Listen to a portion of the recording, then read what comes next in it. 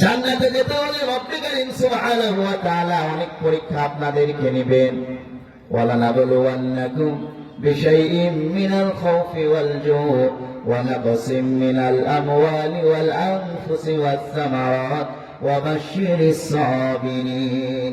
আল্লাহ রাব্বুল আলামিন বলেন, যারা ঈমানদার দাবি করবে কখনো কখনো আমি তাদেরকে ক্ষুধা দিয়ে পরীক্ষা করব, কখনো কখনো আমি তাদের ধন সম্পদ কেড়ে নিয়ে পরীক্ষা করব, কখনো কখনো আমি তাদেরকে অসুস্থতা দিয়ে পরীক্ষা করব, কখনো কখনো আমি তাদেরকে বিভিন্ন বালা মুসিবতের মধ্যে দিয়ে পরীক্ষা করব।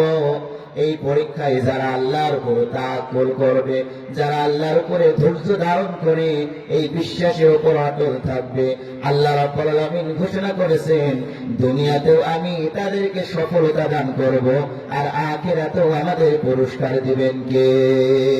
সকলে বলেন, আমাদের পুরস্কার দিবেন কে? সম্মানিত বাবাজিরা আমার, এই জন্য শুধু জান্নাতে যাব জান্নাতে যাব এই কথা বললেই কিন্তু জান্নাতে যাওয়া যাবে না। এই পৃথিবীর জমিনে এই দিন প্রতিষ্ঠাতা করার জন্য সাহাবায়ে কেরাম রাদিয়াল্লাহু তাআলা আনহুম কত ত্যাগ স্বীকার করেছে। কোন কোন সাহাবী বিশ্বনবী রাহমাতুল লিল আলামিনের সঙ্গে যুদ্ধে যে কেউ হাত হারিয়ে ফেলেছেন, কেউ অন্ধ হয়ে গিয়েছেন, কারো পাও কেটে ফেলা হয়েছে, কাউকে ক্ষত বিক্ষত করা হয়েছে, কত পরীক্ষা তাদের উপরে চলেছে। আপনি নামাজ পড়ার জন্য আপনাকে কিন্তু আজ পর্যন্ত কেউ আঘাত করে নাই, কথা বলেন ঠিক কিনা? মসজিদে আসলে আপনাকে কেউ বাধা দেয় না, ইসলামের কথা বললে আপনাকে কেউ বাধা দেয় না, কালেমার কথা বললে আপনাকে কেউ বাধা দেয় না। কিন্তু ইসলামের প্রথম যুগের অবস্থা একটু লক্ষ্য করেন বাবা, লক্ষ্য করুন রে বাবা। খাব্বাব রাদিয়াল্লাহু তাআলা মুকরামুল ঈমানদার ছিলেন। যখন তিনি কালেমা গ্রহণ করলেন, কাবার চত্বরে গিয়ে যখন তিনি যে কালেমার দাওয়াত দিলেন, আবু জাহেলদেরকে বললেন, এই পণ্ডিতদেরকে বললেন, নেতাদেরকে বললেন, আবু লাহাবকে বললেন, উতবাকে বললেন, সাইবাকে বললেন, আজ থেকে আর গোপনে ইসলাম নয়, আমি খাব্বাব ঈমান এনেছি কার উপর? কথা বলেন, এই সাহাবী ঈমান এনেছে কার উপর? খাব্বাব রাদিয়াল্লাহু তাআলা কাবার চত্বরে গিয়ে যখন মক্কার মুশরিকদের কালেমার দাওয়াত দিচ্ছে, তোমরা পড়ো লা ইলাহা, সকলেই বলেন লা ইলাহা, আল্লাহ ছাড়া আর কোনো মাবুদ নাই, আর কোনো ইলাহ নাই। এই দাওয়াত যখন দিচ্ছেন, কাবার চত্বরে বাস করত আবু জাহাল, আবু লাহাব, উতবা, সাইবা, এরা খাব্বাবের উপরে রাগান্বিত হয়ে মক্কার সমস্ত মুশরিক ছেলেদের, যুবকদেরকে লেলিয়ে দিল। এই যুবকেরা খাব্বাবের গলায় রশি বাঁধিয়ে, ছাগলকে আপনারা যেইভাবে গলায় রশি বেঁধে টানাটানি করে, কোরবানির সময় গরুর হাত পাও বেঁধে গরুর গলায় রশি দিয়ে গরুকে যেইভাবে আপনারা টানাটানি করেন, শুয়ে ফেলে। ও বাবা, আজকে দিন এত উন্মুক্ত, কেন তুমি মসজিদে যেতে পারো না? কেন তোমার মসজিদের আজান ভালো লাগে না? ফজরের সময় তুমি কেন নামাজের জন্য উঠতে পারো না? অথচ এই নামাজ প্রতিষ্ঠিত করার জন্য বহু সাহাবী তাদের জীবন পর্যন্ত দিয়ে দিয়েছে। খাব্বাব রাদিয়াল্লাহু তাআলা ঈমান আনার কারণে মক্কার যুবকেরা, মুশরিকেরা খাব্বাবের গলায় রশি বেঁধে মাটির মধ্যে টানাটানি করে। কখনো কখনো ছোট ছোট বাচ্চারা তার চুলের ঝুলি ধরে টানে, কেউ আবার তার ঘাড় মটকে দেয়, কেউ আবার তাকে বিভিন্ন রকম ভাবে মারধর করে। খাব্বাব তারপরেও ঈমান ছাড়ে না, কারণ বিশ্বাস হয়েছে কার উপর? সকলে কথা বলেন, খাব্বাব ঈমান এনেছে কার উপর?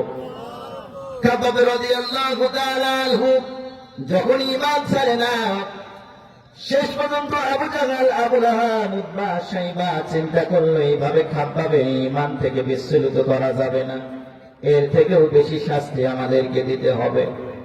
আবু জাহল, আবু লাহাব এই খাব্বাবকে গরম কয়লা আনলো, এই কয়লার উপরে তার পিঠটা ধুয়ে দিল, তাকে এই কয়লার উপরে শুয়ে দিল।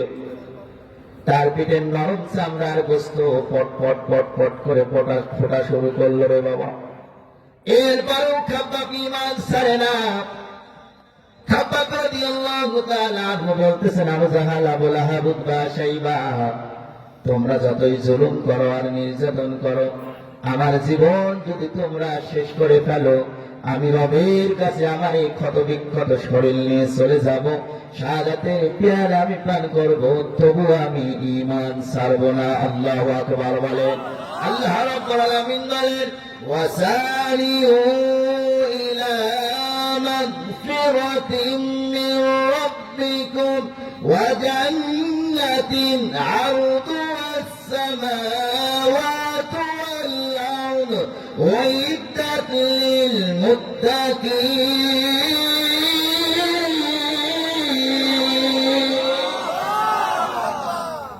আল্লাহ রাব্বুল আলামিন বলেন, মুত্তাকি যারা হবে, মুমিন যারা হবে, ঈমান আনার কারণে বাতিল যদি তার হাত ভেঙে ফেলে, তার বাম হাত নিয়ে কার পথে ছুটবে? আল্লাহর পথে ছুটবে। কথা বলেন ঠিক কিনা? ঈমান আনার কারণে বাতিল যদি তার এক চোখ উপড়ে ফেলে, অপর চোখ নিয়ে সে জান্নাতের পথে চলবে। ঈমান আনার জন্য বাতিল যদি তার পা ভেঙে ফেলে, তবে বাম পা দিয়ে সে হেঁটে হেঁটে জান্নাতের পথে ছুটতে থাকবে। ঈমান আনার জন্য বাতিল যদি তার শরীরকে ক্ষত বিক্ষত করে ফেলে, যদি বুলেট মেরে তার বুকটাকে ঝাঁঝরা করে ফেলে, তবুও ঈমানদার বাতিলের কাছে মাথা নত করবে না। তার ক্ষত বিক্ষত শরীর নেই, সে কার দরবারে হাজির হবে? কার দরবারে হাজির হবে? আল্লাহর দরবারে সে হাজির হয়ে যাবে। সম্মানিত বাবাজিরা আমার, খাব্বাব রাদিয়াল্লাহু তাআলা এমন ঈমানদার, যার জুলুম অত্যাচার সহ্য করতে না পেরে রব্বে কারীম সুবহানাহু ওয়া তাআলা আয়াতে কারিমা নাযিল করে দিলেন, ওয়া মিম্মান হাওলাকুম মিনাল আ'রাবি মুনাফিকুন ওয়া মিন আহলিল মাদিনাতি লা তা'লামুহুম নাহনু না'লামুহুম সানু'আযিবুহুম মাররাতাইনি সুম্মা ইউরাদ্দুনা ইলা আযাবিন আযীম।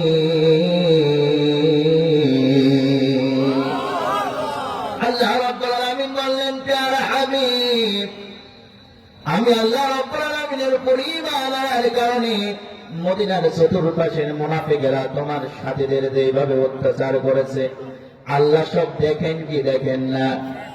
আল্লাহ রাব্বুল আলামিন বলতেছেন, প্যারা হাবিব, এই মুশরিকেরা যেভাবে তোমার অনুসারীদের উপরে নির্যাতন করেছে, আমি আল্লাহ সব দেখেছি। কিন্তু আমি আল্লাহ রাব্বুল আলামিন এই সকল মুনাফিকদের ব্যাপারে তোমার কাছে প্রকাশ করলাম না, এটা আমি গোপন রাখলাম। আমি নিজেই মুনাফিকদের দায়িত্ব নিলাম। আমি আল্লাহ রাব্বুল আলামিন কিয়ামতের ময়দানে এই সকল মুনাফিকদের নিজ হাতে বিচার করব। কথা বলেন ঠিক কিনা?